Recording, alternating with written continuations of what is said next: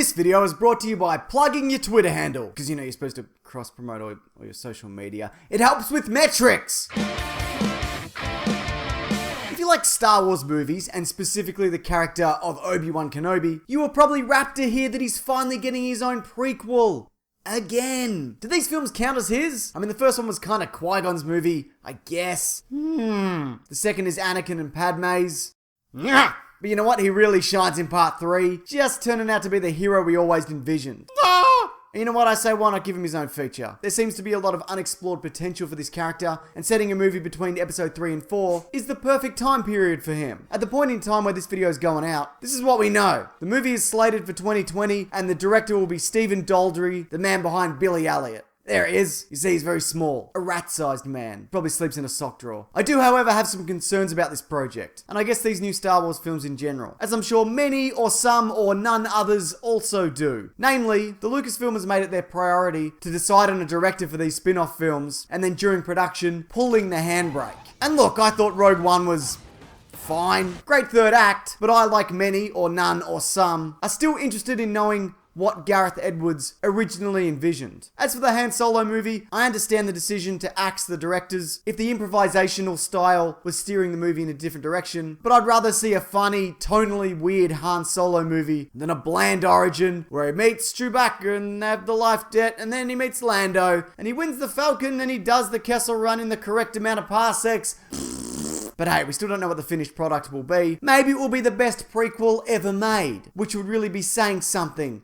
Or nothing. The point is, if they've chosen this tiny little rat-sized man, I want to see his vision. He clearly values character over spectacle. That's his skill. Some other department can handle the specifics of the action sequences, but the exploration of this failure of a man, who as far as he knows, trained the second worst person in the universe, de-limbed him, robbed him, and left him to burn to death in a fiery pit, should go to the guy who knows what it is to create complex, interesting, and flawed characters. It also seems to be that a lot of properties, and these new Star Wars films are guilty of this, lean too heavily on nostalgia. Like, hey, it's the guy who doesn't like you either. Or hey, look, it's Space Chess. Space Chess. Callbacks are fine. But you know what? Moving forward is also fine, if not preferable. But callbacks will be unavoidable, since the bulk of this movie will be set on a planet that we visited. Hang on.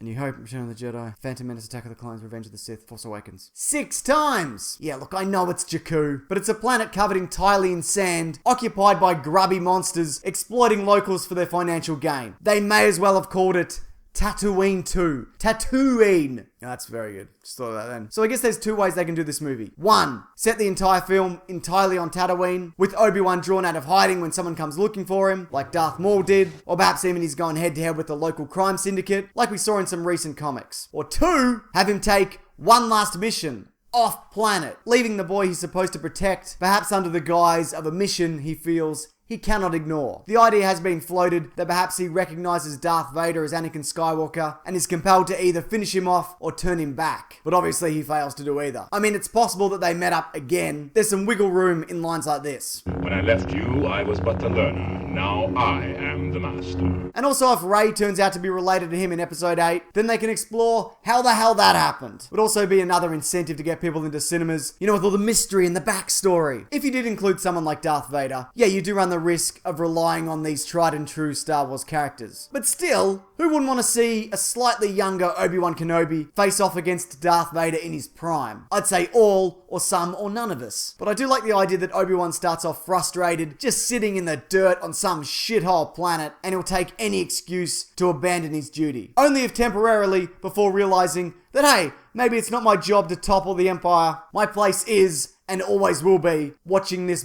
boy from afar. And you know what? Maybe they could even Old Man Logan it with the inclusion of Mace Windu. We know Jedis can fall from incredible heights and survive.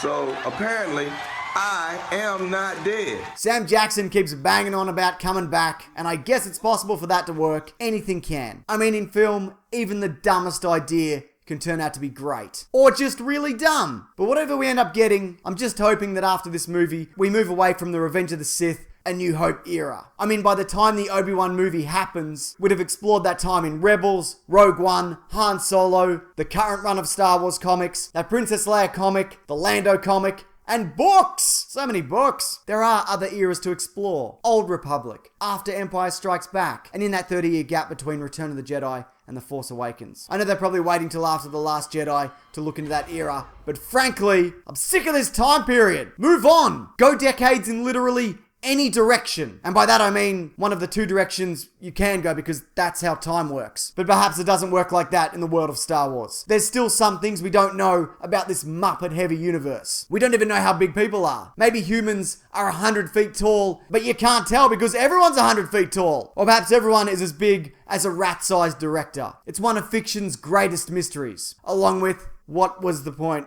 of this video? I honestly don't know. I didn't really have a goal in mind. I just kind of started going and then we're here. I'll probably just end up calling it How to Kill the Star Wars Universe, or How Star Wars is Killing Star Wars. I don't know. That'll probably get people watching. I mean, a lot of viewers probably won't be happy with the misdirect. But which of any of us are really truly happy?